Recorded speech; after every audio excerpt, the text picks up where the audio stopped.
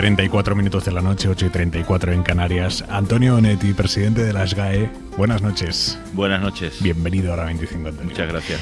La SGAE, la Sociedad General de Autores, cumple 125 años. Fue una de las primeras sociedades de autores de toda Europa. Creo que nos ganan los franceses, ¿no? Sí, yo creo que son los únicos que nos ganan. Empezamos en 1899.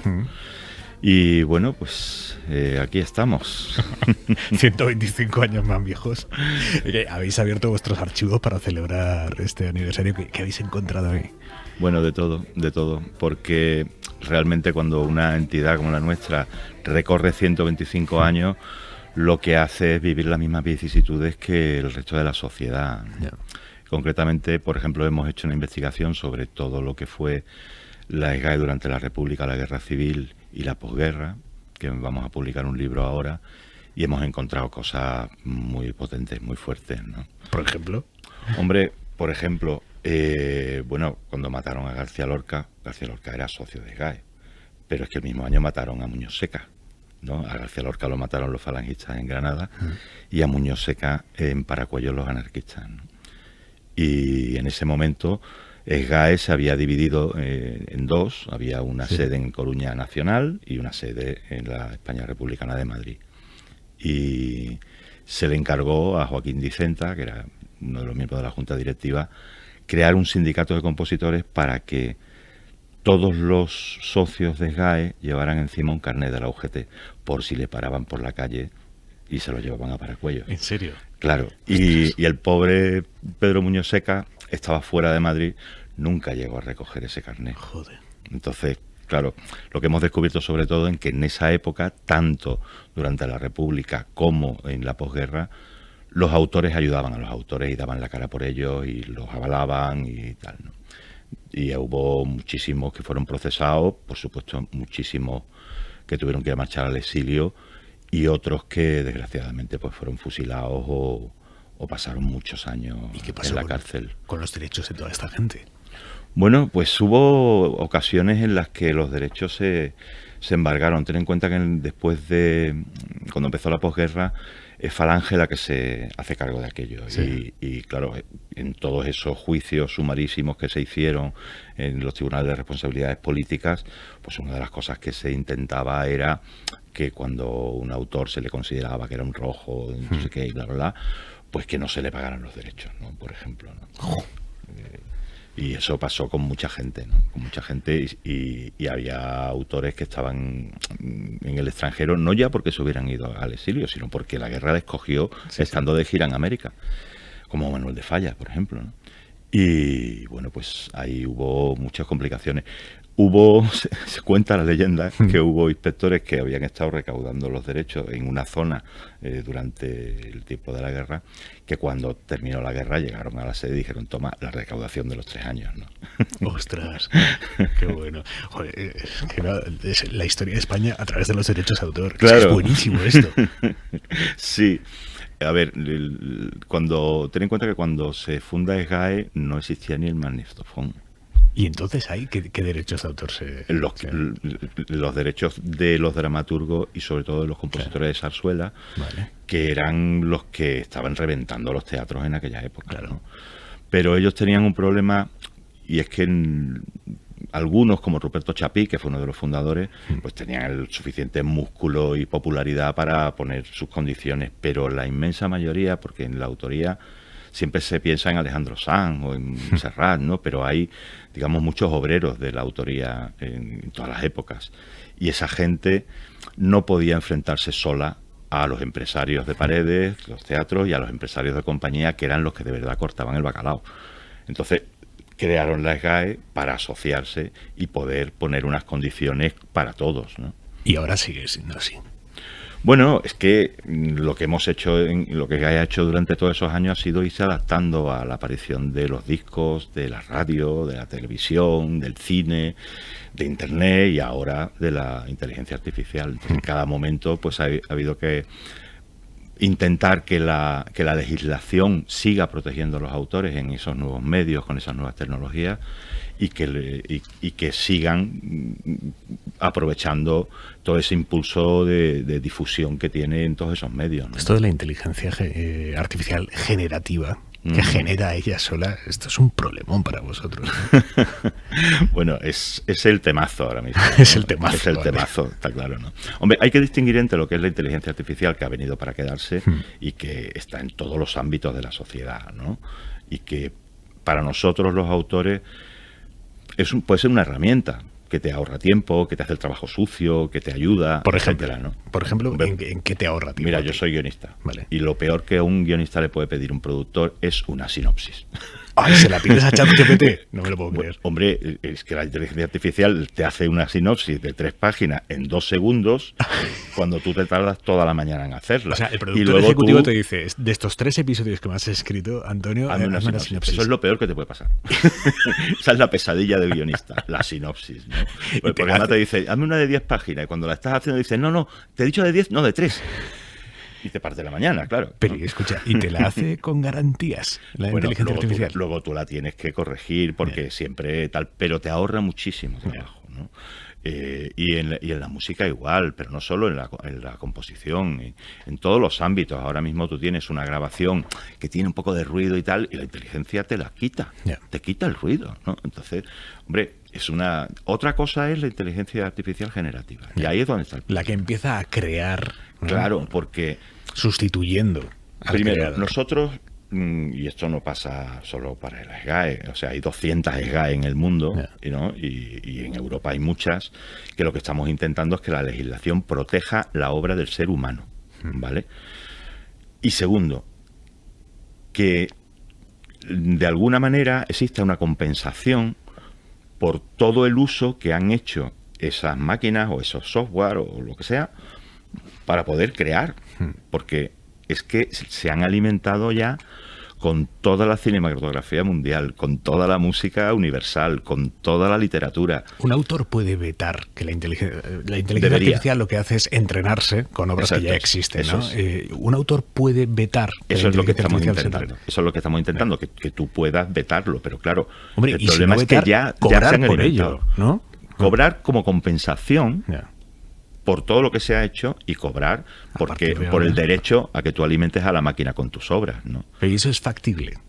Bueno, la legislación lo puede conseguir, claro.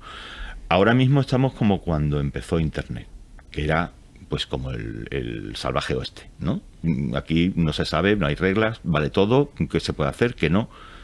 Y se ha tardado mucho tiempo en conseguir regularlo y que, bueno, pues cada uno pues tenga su parcela. En la inteligencia artificial tiene que pasar lo mismo. Lo que pasa que es algo que te cae de repente y que además las grandes empresas tecnológicas que lo dominan son norteamericanas y están vinculadas al derecho anglosajón, que es diferente al derecho europeo. El derecho europeo tiene mucha mayor protección de los autores, ¿no? En cambio, el derecho anglosajón vendes el copyright y entonces ya tú no cobras nada más nunca, ¿no? Los derechos morales son distintos, todo es diferente, ¿no? Pero nosotros lo que queremos es proteger la obra del ser humano. Primero, que el usuario tenga derecho a saber que la obra no la ha creado un ser humano, sino una máquina. Y segundo, que haya una compensación para nosotros, porque además es que si no habría una competencia desleal brutal, ¿no? Claro, lo que pasa es que ¿dónde termina la obra del ser humano y empieza la obra de la máquina? Quiero decir, por ejemplo, si ahora la inteligencia artificial crea algo fantástico, pero gracias a las indicaciones que yo le he dado. O sea, si yo he hecho un trabajo arduo de darle indicaciones muy concretas de lo que quiero, y gracias a eso la máquina genera algo fantástico, ¿quién tiene los derechos de eso? Hombre, es que las máquinas no tienen derechos de autor. O sea, tú en Europa no puedes registrar una obra que no haya sido creada por un autor. Entonces, si el autor utiliza la inteligencia artificial como herramienta para crear, o sea, como la su obra, pincel, digamos, claro, ¿no? sigue siendo una obra creada por el autor. El problema es cuando tú solo le dices, hazme canciones como la de los Beatles hasta aburrir. Pues eso no es un prompt, eso es otra cosa, ¿no? Por cierto, muchos artistas jóvenes, urbanos, están utilizando las redes sociales, TikTok, YouTube también para darse a conocer, obviamente. ¿Hasta qué punto ellos son conscientes de que tienen unos derechos de autor a conservar, a proteger ellos mismos? ¿Hasta qué punto están entregando su alma al diablo, que por otro lado es el que les da a conocer? No, cada vez más. O sea, en el momento en el que La diferencia es que antes un grupo empezaba a componer, a tocar, y si tenía éxito en el público, luego grababa discos y entonces empezaba ya otra cadena. Ahora es diferente. Ahora hay una capacidad de autoedición por parte de los músicos muy grande, lo vuelca directamente en las redes sociales y luego, en base a ese éxito, empieza a actuar en público, ¿no? A hacer conciertos y demás que son supermasivos y un éxito, todo lo que tú quieras. Pero el proceso es diferente. En ese momento del proceso, cuando ellos se dan cuenta de que tienen unos derechos que proteger, ya te digo yo a ti que los protegen. Sí, ¿no? Hombre. Ahí se puede dar marcha atrás, quiero decir, cuando llevas tanto tiempo regalándole tu obra a TikTok, ahí puedes empezar a pedir pasta por eso. Bueno, es que si tú registras tus obras y tus obras están dentro del catálogo que está utilizando TikTok, tú lo vas a cobrar, claro que sí. Claro que sí. ¿Cuál es el estado de salud de los directos? A raíz de la pandemia hemos vivido, bueno, con la pandemia se cerró todo, hubo que volver después a los directos, se volvió con fuerza, parecía que eso se iba a estabilizar y ahora estamos muy sorprendidos de que hay un boom de la música, de los espectáculos en directos. Y al mismo tiempo son o cosas muy pequeñitas o cosas muy grandes. No hay un término intermedio de espectáculos medianos en directo. Sí, porque ahora yo creo que el fenómeno, la experiencia, es como más global, ¿no? Entonces, antes que te pusieran un concierto en Barcelona era como un desastre. Ostras, ¿cómo voy yo a Barcelona? Ahora es un aliciente para viajar, para ir a Barcelona, pasar el fin de semana allí con tu chica, etcétera. Y la gente lo vende dentro, lo compra dentro de un paquete, ¿no? Ahora mismo, este año, o sea, en el 23, se ha conseguido alcanzar la cifra económica que tenían los conciertos antes de la pandemia. Eso ha pasado en la música popular, en la música del rock, en el pop, etcétera, ¿no? En el urbano. En el teatro y en el cine todavía no se ha alcanzado. Pero los indicadores, por ejemplo, este año las subidas han sido muy importantes. Del 22 al 23, la subida de consumo, tanto en cine como con artes escénicas, como en música, ha sido importantísima. Estamos hablando de una subida de un año para otro del 15% en la música, por ejemplo, ¿no? Y una duda que he tenido siempre sobre los conciertos. ¿Los artistas tienen que pagar derechos por cantar en directo sus propias canciones o no? O sea, lo suyo es suyo. Si tú tienes tu catálogo en una entidad de gestión, pues la entidad de gestión cobra esos derechos y luego te los reparte. Vale. Claro, vale. Porque ten en cuenta que tú como artista a lo mejor hay veces que tocas temas tuyos, en el mismo concierto estás tocando temas tuyos, temas que tú has compuesto con otra gente, temas de otra gente. Entonces no es solo tú con tus propios autores. ¿Y eso vosotros tenéis a un tipo allí que apunta lo que ha cantado o cómo funciona eso? No es exactamente así. No, hay una cosa que se llama hojas de taquilla, hojas de programa, perdón, que es lo que dice, pues mira, esto es lo que se ha tocado, ¿vale? Estos son los temas y estos tú los registras y ya está. Yeah. Y si, por ejemplo, Rosalía le da por cantar una de los chunguitos, ¿no? Como pasó, ¿ella puede hacer eso sin pagar? ¿Tiene que pagar? Tiene que pagar. Ella tiene que pagar. Claro. Vale. Hombre, lo que pasa es que está todo...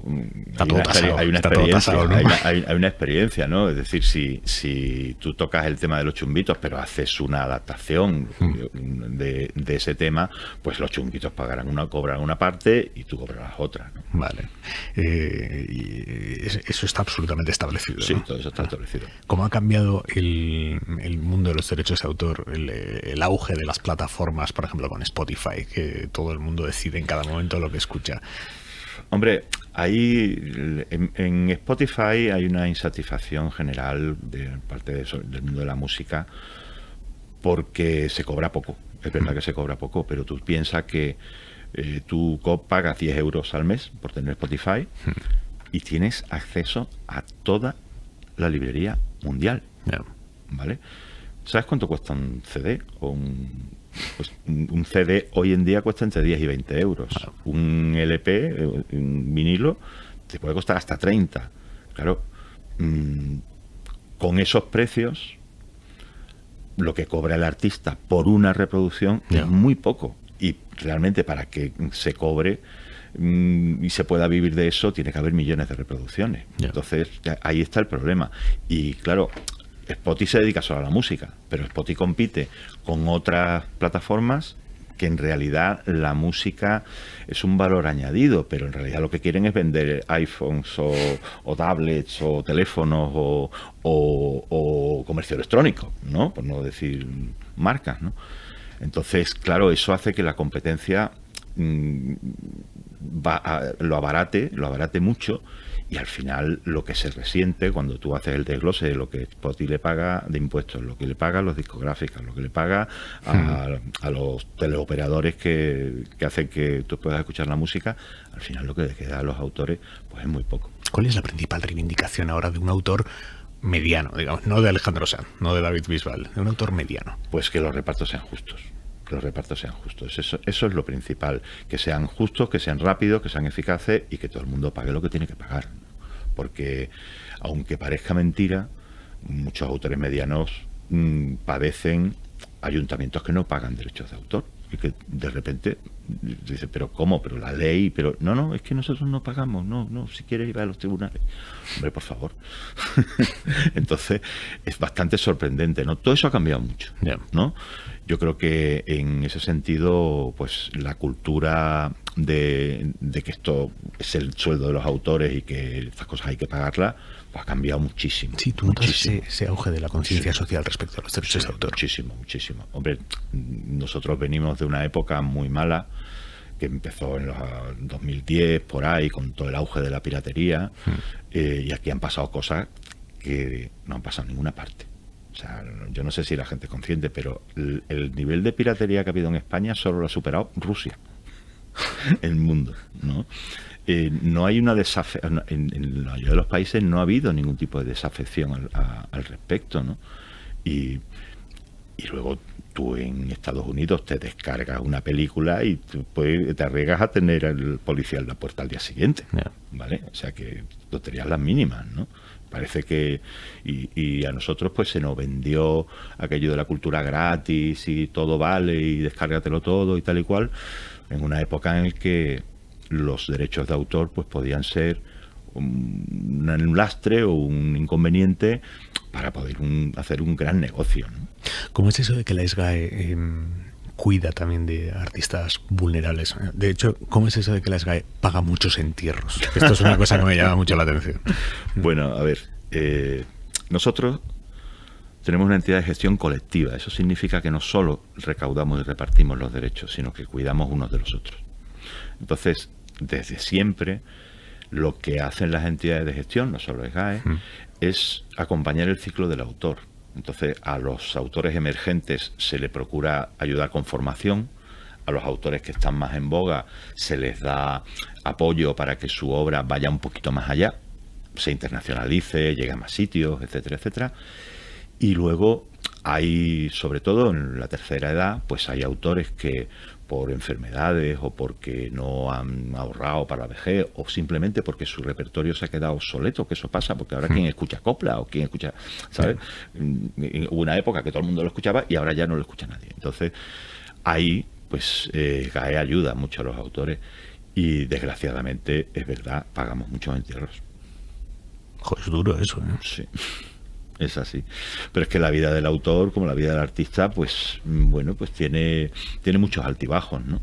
¿Qué lleva a un guionista como tú a meterse a defender los derechos de autor de toda la profesión? Quiero decir, con lo bien que estabas tú escribiendo guiones y aquí desde 2020 al frente de la SGAE. Yo sigo escribiendo guiones y sigo escribiendo teatro y yo creo que yo creo mucho en la sociedad civil, ¿vale? Y creo que todos tenemos que tener un poquito de responsabilidad. Entonces, que durante unos cuantos años de tu vida pues te impliques en eso, pues no es más que coger el testigo de los que lo han hecho antes. O sea, yo soy el presidente número 44 de la SGAE. O sea, ha habido otros muchos antes que yo y hay una junta con 30 y tantos miembros y seguirá habiendo presidente. Yo creo que es una cuestión de que es tu casa, ¿no? O sea, yo soy socio de SGAE desde hace más de 35 años. Y mi sueldo, mi ganancia como profesional, las ha gestionado SGAE en un 80%. Entonces, la verdad es que yo también me metí en esto en una época en la que SGAE estaba a punto de desaparecer Bueno, por una mala gestión es que que había había sido habido. un Cristo la década Y anterior. por un- ¿Cuántos presidentes ha habido en los últimos, hasta que llegasteis vosotros? 6 presidentes en una 6 o década, 7, una cosa 6 así. o 7. Sí, y sobre todo una conflictividad interna muy grande, y bueno, pues no se respetaban los estándares internacionales. Teníamos enfrente a la CISAC, que es la Confederación Internacional, al Ministerio de Cultura nos amenazaba con retirarnos la licencia. Claro que en ese momento tú dices, hombre, yo quiero arrimar el hombro. No, yo quiero arrimar el hombro porque yo no quiero que desaparezca SGAE, yo quiero que sea una entidad sana, respetable, normal, ¿sabes? Normal, que no te... O sea, yo siempre digo, una entidad, un país donde el enemigo público número 1 es un músico que dirige una entidad de gestión, hay algo que falla, porque digo yo que para el enemigo público número 1 en un país habrá candidatos mejores, ¿no? Mejor situados, ¿no? Entonces, claro, en estas cosas absurdas, dice, bueno, yo creo que aquí lo que hay que hacer es poner un poquito de orden, ¿no? Y relajarlo y bueno, ponerse a trabajar y que las cosas fluyan, ¿no? Le habéis dado un poquito de estabilidad a la casa y ahora te presentas a la reelección. Sí, bueno, es que hemos conseguido en estos 4 años, yo creo que un vuelco muy grande. Yo creo que hemos salvado la casa y que ahora hemos recuperado prestigio, este año va a terminar con la mayor recaudación de la historia de SGAE, ¿no? Eso ya lo ha anunciado la directora general y bueno, pues eso te da la confianza de decir, podemos seguir porque ahora hay muchísimos problemas más pequeños, más concretos, más particulares, más específicos, más que tienen que ver con lo que de verdad el autor vive todos los días, que están por arreglar también, ¿no? Dime una cosa, Antonio, y terminamos. Los guionistas, ¿vais a aprender alguna vez a negociar bien vuestras condiciones? Yo tengo un amigo que dice que los que estudiamos en los maristas estamos incapacitados para eso. Así que no sé si los guionistas, pero los que estudiamos los maristas lo tenemos muy difícil. Antonio Onetti, presidente de la SGAE, candidato a la reelección al frente de la Sociedad General de Autores y Editores. Muchísimas gracias. Muchísimas gracias.